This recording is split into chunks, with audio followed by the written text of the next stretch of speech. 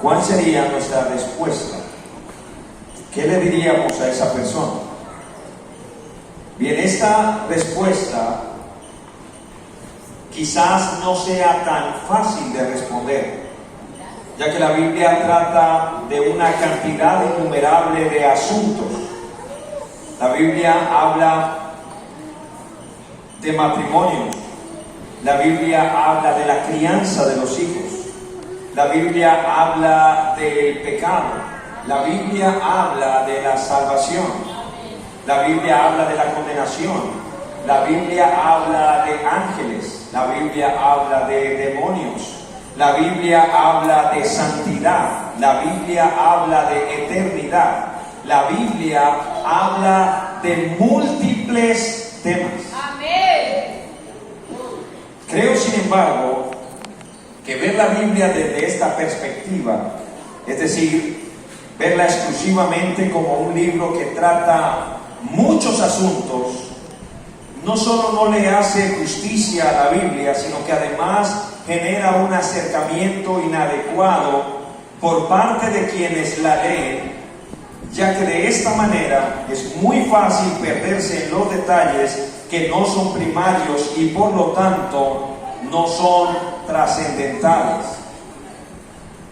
Quizás esa sea la manera en la que se pueda leer algunos libros de textos que tratan de temas que no tienen necesariamente que ver el uno con el otro, ¿verdad? Por ejemplo, Las 1001 noches,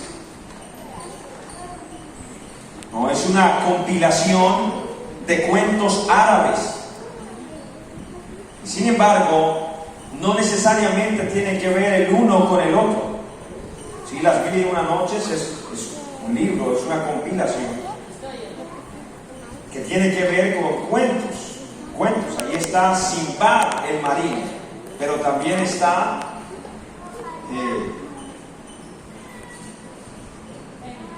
Aladín, por ejemplo. Y Sinbad el marino no tiene que ver necesariamente con Aladín, ¿verdad? Son cuentos diferentes. Entonces, eso de ver la Biblia como temas separados no es adecuado realmente, a pesar de que de hecho la Biblia contenga múltiples temas de los cuales trate. Como le dije, se puede de pronto hacer con algunos libros como este que les decía hace un momento, pero no es adecuado hacerlo así con la Biblia. Uno de los milagros más sorprendentes que nosotros vemos en la palabra de Dios, en la Biblia, es el hecho de que aunque la Biblia fue escrita por más de 40 autores en un periodo de aproximadamente 1500 años y cuyos autores provenían de diversos contextos, entornos, aún así hay un tema que se abre paso y se va desarrollando de una manera más plena en cada libro, y me refiero a la historia de la redención del hombre. Ese es el tema central de las Escrituras. Ese es el hilo rector. Alguien dijo que cada libro de la Biblia va atravesado con un hilo de sangre.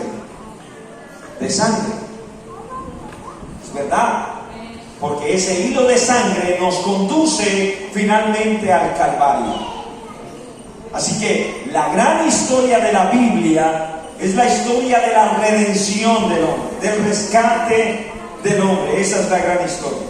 Este es el tema que rige la Biblia desde el principio hasta el fin, y que tiene como personaje principal a nuestro Señor y a su Evangelio.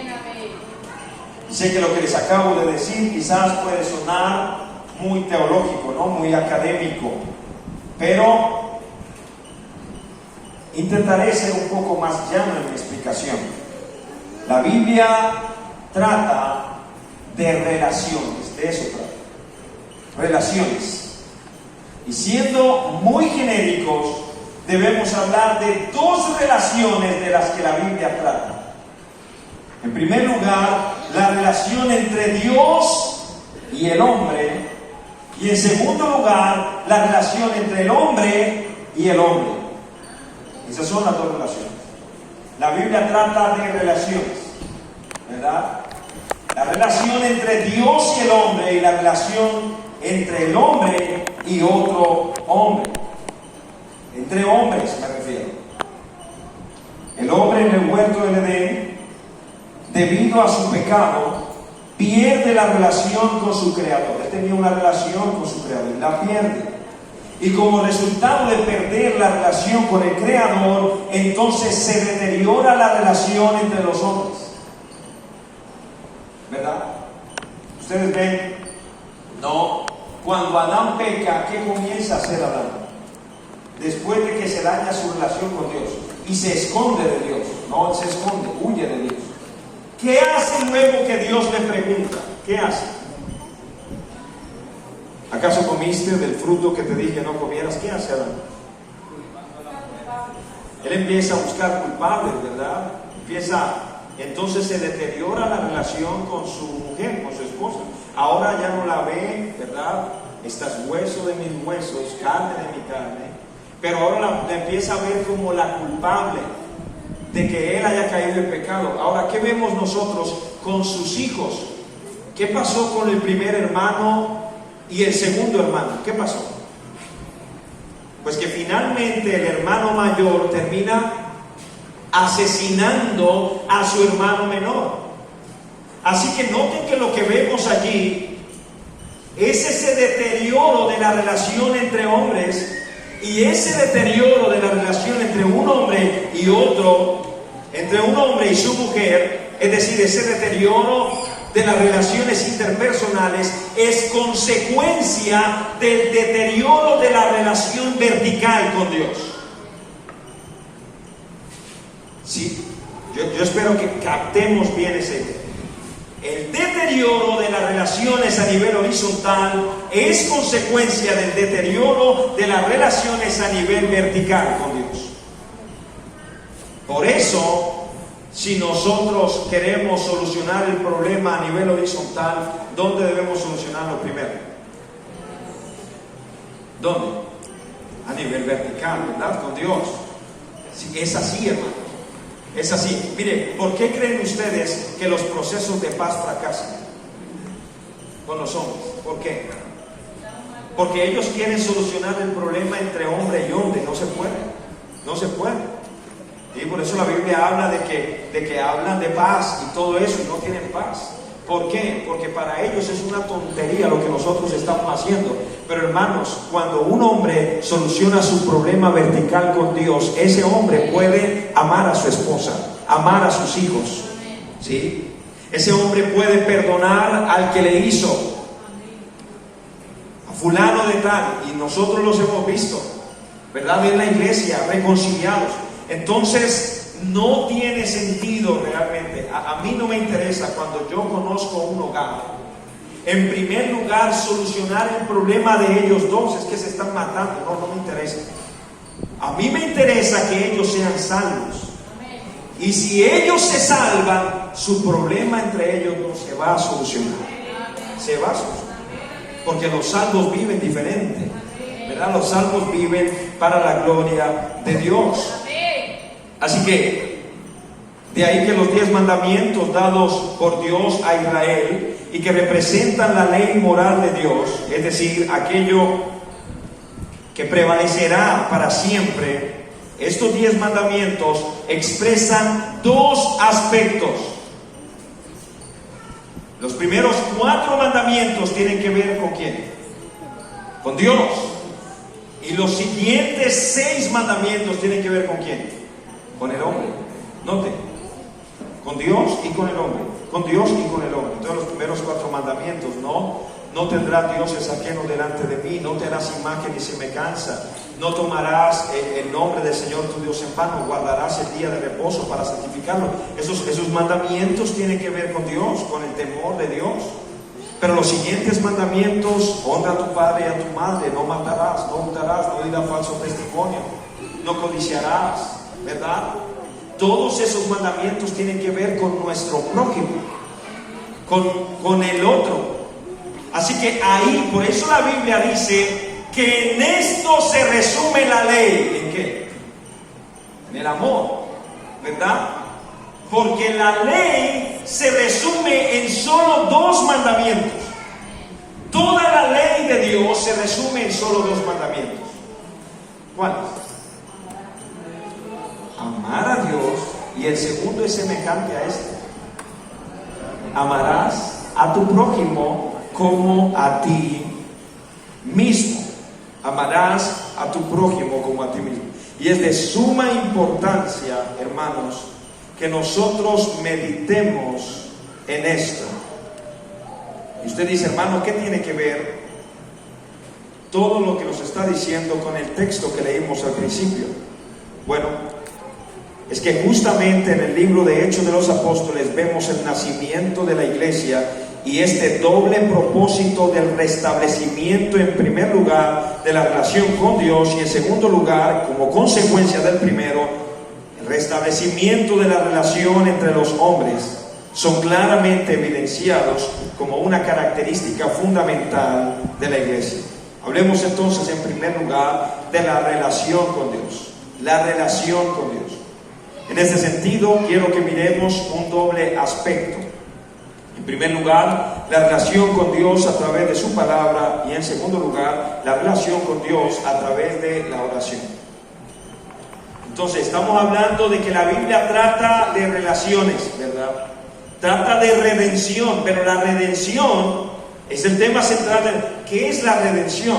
La redención es Dios volviéndonos a Él, eso es, ¿verdad? Es decir, el restablecimiento de la relación con Él. Y como consecuencia de ello, la relación a nivel horizontal.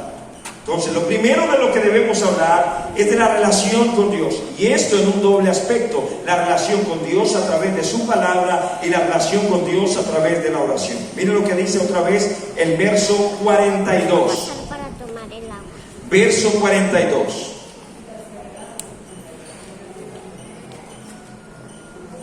Y perseveraban en la doctrina de los apóstoles, en la comunión unos con otros, en el partimiento del pan y en las oraciones. Estos 2 aspectos de nuestra relación con Dios quedan claramente evidenciados allí, ¿no? Claramente. ¿De qué manera? Donde dice perseveraban en la doctrina de los apóstoles, ciertamente implica que ellos perseveraban en la palabra de Dios. Y donde dice que perseveraban en las oraciones, allí están estos 2 elementos entonces claramente evidenciados. He aquí entonces, hermanos amados, los 2 medios de gracia a través de los cuales podemos nosotros crecer en nuestra relación con Dios: la palabra de Dios y la oración. La palabra de Dios y la oración. La palabra de Dios y la oración. Muchas veces nosotros como pastores estamos inventando cantidades de cosas, inventando eventos, inventando programas. ¿Para qué? Para que la gente sea más espiritual, para que la gente busque a Dios. Pero hermano, la verdad es que no hay que inventar, solamente estas 2 cosas hay que hacer. Crecer, se crece con Dios en la medida en la que nos sumergimos en la palabra y en la medida en la que respondemos en oración. Ahí está. Solamente 2. Los medios de gracia que Dios nos ha dado. Y yo sé de antemano que lo que acabo de decir, esos 2 medios, decepciona a muchos que afirman tener una relación con Dios. Y que sin embargo, ni la palabra de Dios ni la oración aparecen nunca en sus vidas, sino que su convicción de que ahora tienen una relación con Dios es alguna experiencia pasada, o una oración que hicieron, o simplemente costumbre. No, yo soy cristiano, yo tengo una relación con Dios, ¿verdad? Y la gente, usted sale por la calle y la mayoría de la gente le va a decir que está muy bien con Dios, a pesar de que nunca leen la Biblia, nunca. A pesar de que nunca asisten a una iglesia, a pesar de que nunca oran, nunca.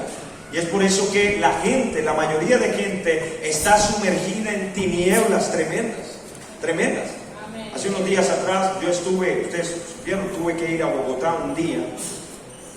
Entonces, a mí me gusta, pues en la medida en la que voy a una ciudad, me desocupé más o menos a mediodía de las diligencias que tenía que hacer. Debía esperar el bus hasta la noche para salir, entonces, porque fui solamente un solo día, así que tenía algunas horas para conocer, ¿no? Y a pesar de que ya había estado anteriormente en la ciudad, bueno, quise estar por allí cerca de la Plaza Bolívar, y allí a un costado de la Plaza Bolívar está una de las principales catedrales católicas aquí en Colombia. Se llama la Catedral Primada, donde hace unos años atrás estuvo el actual Papa Francisco allí. Así que es una catedral muy importante, la Catedral Primada se llama.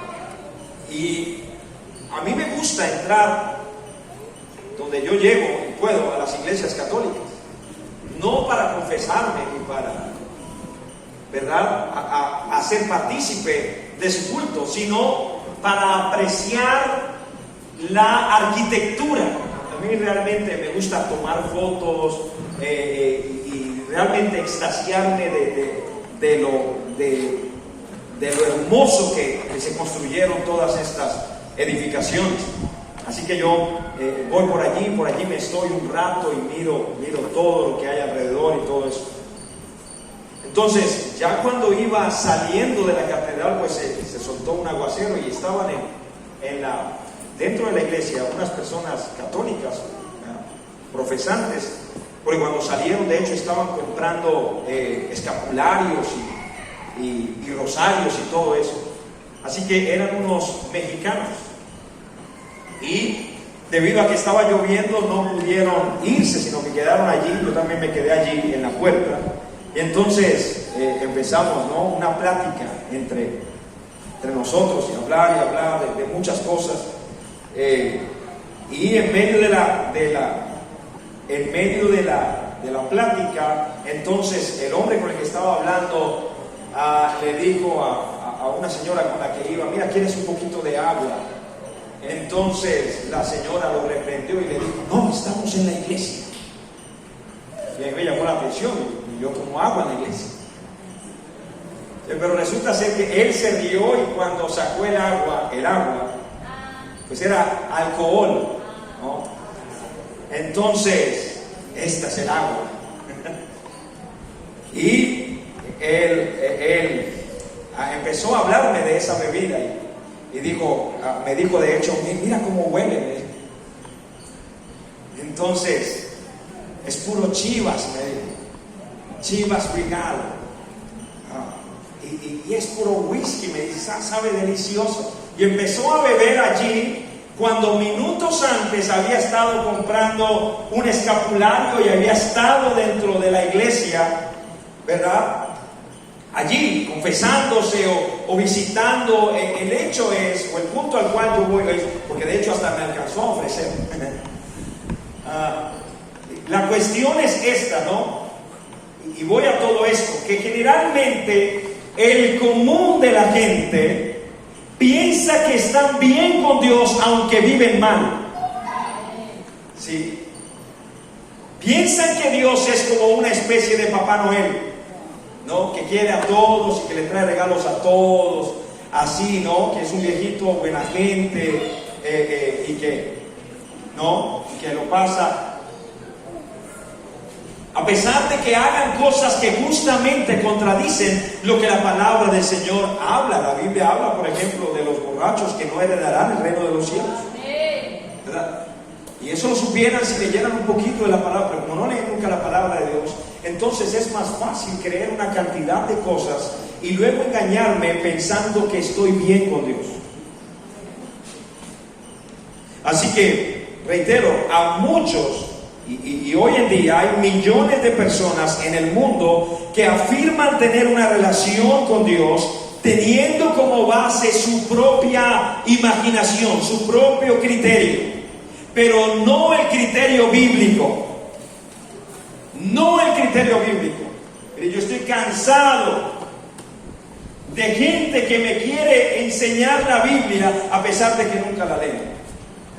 Yo estuve en la universidad hace unos meses atrás predicando. Y hermanos, la verdad es que cuando yo predico, no sé, pero suelo muchas veces meterme en dificultades.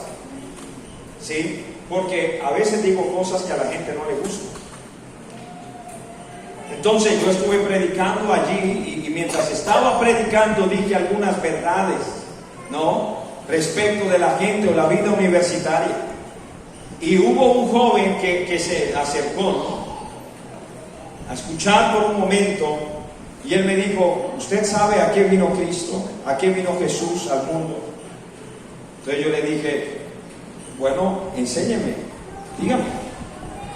Jesús vino, dijo él, a que hubiese justicia social, a que el pobre fuera alimentado y a que todos nos amáramos. A eso vino Jesús. Y yo le dije: bueno, pues en cierto modo lo que usted me dice es verdad, pero es solo en cierto modo, solo en cierto modo. Porque si Jesús solamente vino a enseñar del amor, y si Jesús solamente vino a ayudar al necesitado, y si Jesús solamente vino a alimentar al hambriento, entonces mi pregunta es esta: ¿por qué lo mataron? ¿Por qué lo mataron? Si Jesús solamente vino a hablar de amor, ¿por qué lo mataron? Que una persona que venga a hablar de amor y de que todos nos abracemos y de que hagamos un círculo, ¿verdad? Entonces esa persona no lo van a matar. Tiene que ser que muchas de las cosas que dijo Jesús no les gustó a la gente. Tiene que ser. Tiene que ser que muchas de sus palabras incomodó el estado en el que se encontraban muchas personas. Y entonces yo proseguí a decir, y a mí me llama la atención, le dije, a pesar de que estoy en un ambiente académico, universitario, piensen ustedes, les decía yo, ¿qué tal que yo viniera a una universidad a enseñarles cálculo, a pesar de que yo nunca he tomado un libro de cálculo en mis manos? Imagínense. Enseñarle a gente universitaria cálculo, a pesar de que yo nunca he leído un libro de cálculo. ¿O qué tal que yo les viniera a enseñar de leyes a ustedes, a pesar de que haya una facultad de derecho, sin yo nunca haber tomado un libro de leyes, ni siquiera me he leído la Constitución? Y venir a enseñarle leyes a ustedes. Entonces sería un exabrupto, ¿no? Pero justamente los que nunca leen la Biblia son los que nos quieren enseñar de qué se trata la Biblia. Son los que nos quieren decir a qué vino Jesús. Los que nunca leen la Biblia. Así que, hermanos, millones de personas tenemos en este mundo que afirman tener una relación con Dios, a pesar de que la Biblia es extraña para ellos. Y el texto lo dice, ¿no? Dice que la característica de la iglesia primitiva era que ellos perseveraban en la doctrina de los apóstoles. Ahora, por supuesto, afirmar que ellos perseveraban en la doctrina de los apóstoles es afirmar que perseveraban en la palabra de Dios, ya que la doctrina o enseñanza que daban los apóstoles no era sacada de sus mentes, sino justamente de lo que la palabra del Señor dice. Así que perseverar en la doctrina de los apóstoles es semejante a perseverar en la palabra del Señor. Ahora, esto no se trata de tomar textos aislados de la palabra de Dios, ¿verdad?, y aprendérmelos. No, es ver que toda la Escritura es inspirada por Dios. Y toda ella es útil para el propósito salvífico. Por tanto, toda la palabra del Señor debe ser atesorada por nosotros. Toda la palabra del Señor. Perseverar en la doctrina de los apóstoles no es perseverar en los textos que a mí más me gusten. No, es en toda la Escritura. Efesios capítulo 2, verso 20. Efesios capítulo 2, verso 20. La Biblia dice que esta iglesia, la iglesia de Éfeso, era edificada sobre el fundamento de apóstoles y profetas, siendo la principal piedra del ángulo Jesucristo mismo. ¿De qué tratan las Escrituras? De Cristo. Así que ser edificado sobre Cristo significa ser edificado sobre la palabra de Dios, la palabra del Señor. Así que todo lo que la palabra del Señor nos muestra, nos está diciendo en este aspecto que la palabra de Dios debe ser central para nosotros. La palabra del Señor. Hermanos, si no leemos, si no escudriñamos la palabra del Señor, ¿cómo esperamos nosotros tener conocimiento de Dios? Ahora, ¿cómo define la Biblia la vida eterna? Abran sus Biblias en Juan capítulo 17. De hecho, esta es la definición de Jesucristo de lo que es la vida eterna. Juan capítulo 17. Está la oración del Señor. Verso 3. Miren cómo define Jesucristo lo que es la vida eterna. Y esta es la vida eterna. ¿Qué es? ¿Qué? Léalo, por favor. La vida eterna es conocer a Dios. Que te conozcan a ti, el único Dios verdadero, y a Jesucristo a quien has enviado. La vida eterna se trata de conocer al Señor, de conocer su evangelio. Ahora, ¿cómo nosotros podemos conocer a Dios? ¿Cómo?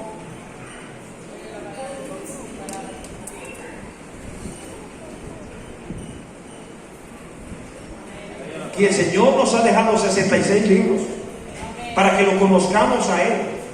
No conocemos a Dios a través de sueños, hermano.